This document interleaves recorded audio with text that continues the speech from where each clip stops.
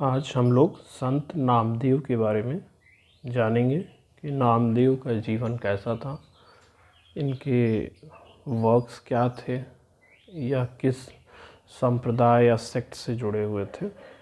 इसकी detail description हम अब देखेंगे।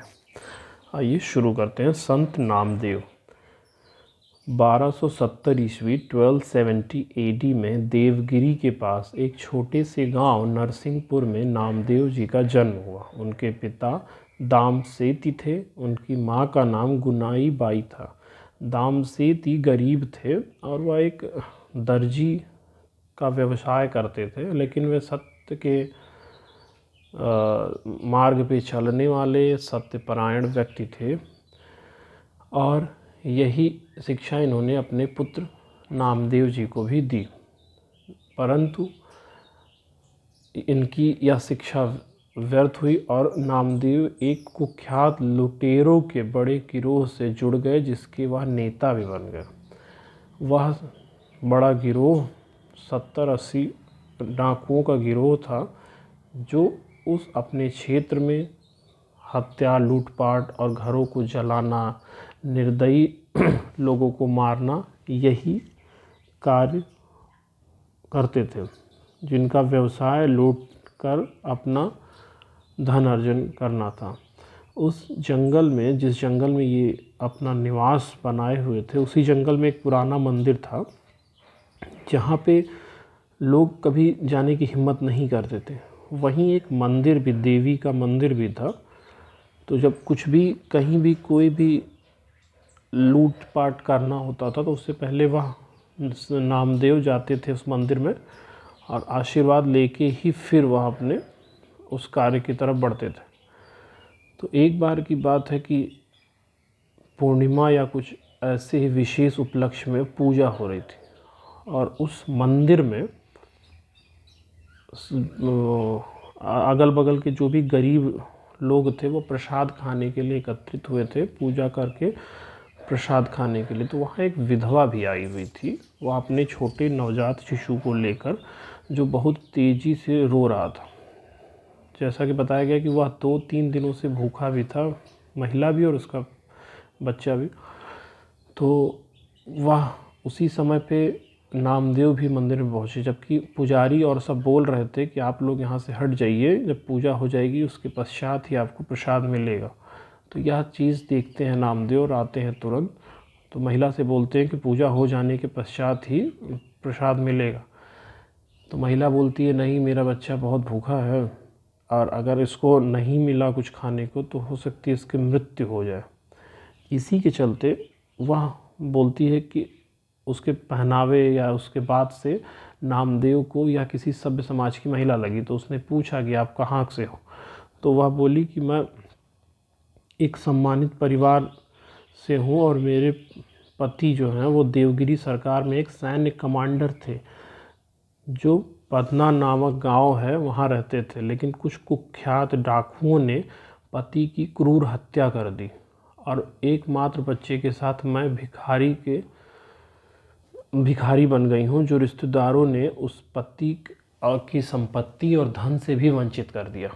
तो यह नामदेव को बात लगती है, पता चलती है, तो उससे आत्मग्लानि होती है, क्योंकि वह जो डाकुओं का ग्रुप संगठन था या ग्रुप था जिसने उस सैन्य कमांडर को मारा था, तो वह और कोई नहीं, नामदेव खुद था। तो उसने सोचा कि मैं ही हूँ इसका अपराधी। तो वह इन सब को सोच के और महिला और बच्चे की स्थिति देख के उसको बहुत ही आत्मग्लानि हुआ। दौड़ते हुए मंदिर, देवी के मंदिर में अंदर गया और पश्चाताप में डूब गया। वह रोने लगा। उसने तलवार उठाई, अपने को मारना चाहा, लेकिन मंदिर के पुजारी और लोगों ने बचाया। फिर उसके बाद उसने बच्चे को प्रसाद दिया और महिला को भी कुछ खाने को दिया। तब उस पश्चाताप ने नामदेव को पवित्र बना दिया। उन्होंने पंढरपुर में विट्ठल जी के चरण कमलों की शरण में भी अपने आप को समर्पित कर दिया। विधवा के आंसू और गरीब और भूखे बच्चे की करुण पुकार ने उनकी आंखों के सामने अहंकार का जो एक अहंकार था उसको ख़त्म कर दिया। उन्होंने पंढरपुर के मंदिर में पंढरपुर के देवता विट्ठल जी की महिमा पे कठोर तपस्या और ध्यान शुरू किया। कुछ समय बाद वे महाराष्ट्र के प्रसिद्ध संत ज्ञानदेव के महत्वपूर्ण शिष्यों में से भी एक बन गए, जो उस समय साधकों के प्रमुख के रूप में वहाँ रहा करते थे। ज्ञानदेव से आशीर्वाद प्राप्त करने के बाद नामदेव भक्तों को ज्ञान के सिद्धांत का प्रचार करने के लिए गुरु के साथ जुड़ गए। उनकी भक्ति ने जाति और धर्म के बावजूद सभी को आकर्षित किया। उन्होंने आधी सदी से अधिक समय तक भगवान की महिमा का प्रचार किया। एक बार रात्रि में मंदिर के प्रांगण में विट्ठल जी की महिमा का ज्ञान करने के बाद नामदेव अपना दैनिक जीवन और दिनचर्या कर रहे थे। उसी समय उन्होंने भोजन के समय उनकी थाली में 2 रोटी और कुछ दही थे, जिसको एक कुत्ता लेकर भाग गया।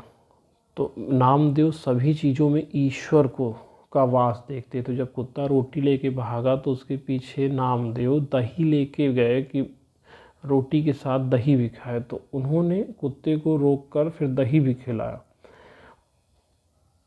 और फिर ऐसा महसूस किया कि वह खुद भगवान को खिला रहे हैं, क्योंकि उसे ऐसा एहसास हुआ कि व्यक्तिगत आत्मा परम में विलीन हो जाती है ऐसे कार्यों से। इन्होंने कई स्तुतियाँ भगवान के लिए लिखी। ऐसे कई छंद सिखों के गुरु ग्रंथ साहिब में भी जगह पाते हैं। नामदेव अभंग भक्ति गीत की रचना के लिए प्रसिद्ध हैं। उनकी मराठी अभंगों की संख्या हजारों में। वे शुद्ध और सरल हैं, जो सदियों से लोगों के भगवान के प्रति भक्ति और समर्पण की आग से प्रेरित है। अगर आपसे एग्ज़ाम में पूछा जाता है कि अभंग, तो ये मराठी में है और नामदेव से संबंधित। संत नामदेव के समय में नाथ और महानुभाव पंथों का महाराष्ट्र में प्रचार था। नाथ पंथ अलख निरंजन की योग परक साधना का समर्थक तथा वाह्य आडंबरों का विरोधी था, और महानुभाव पंथ वैदिक कर्मकांड तथा पॉलिथिज्म बहुदेवोपासना का विरोधी होते हुए मूर्ति पूजा को सर्वथा निषिद्ध नहीं मानता था। इसके अतिरिक्त महाराष्ट्र में पंढरपुर के विठोबा की उपासना भी प्रचलित थी। सामान्य जनता प्रतिवर्ष आषाढ़ और कार्तिक एकादशी को उनकी दर्शन के लिए पंढरपुर की वारी यात्रा करती थी। यह प्रथा आज भी चल रही है। इस प्रकार की वारी यात्रा करने वाले को वारकरी कहते हैं। विठलोपासना का यह पंथ वारकरी संप्रदाय कहलाता है। वारकरी संप्रदाय से आप देखेंगे कि महात्मा गांधी भी इसी संप्रदाय से जुड़े थे। नामदेव इसी संप्रदाय के प्रमुख संत हैं। वे वारकरी तीर्थयात्री नामक संतों के धार्मिक समूह या कृष्ण में विश्वास करने वाले मठवासी समाज के विट्ठल संप्रदाय से संबंधित थे। इनकी 1320 में 1320 AD में 50 वर्ष की आयु में ही इन्होंने समाधि ले ली। इनकी मृत्यु हो गई और उन्हें उनके प्रिय देवता पांडुरंग के मंदिर के प्रवेश के द्वार पर ही सीढ़ियों के नीचे दफनाया गया। ऐसे हम नामदेव का जीवन देखते हैं। इनका वारकरी संप्रदाय और विट्ठल देवता के लिए कैसा समर्पण रहा है, यह देखते हैं। इसी के साथ हम फिर अगले वीडियो में मिलेंगे। धन्यवाद।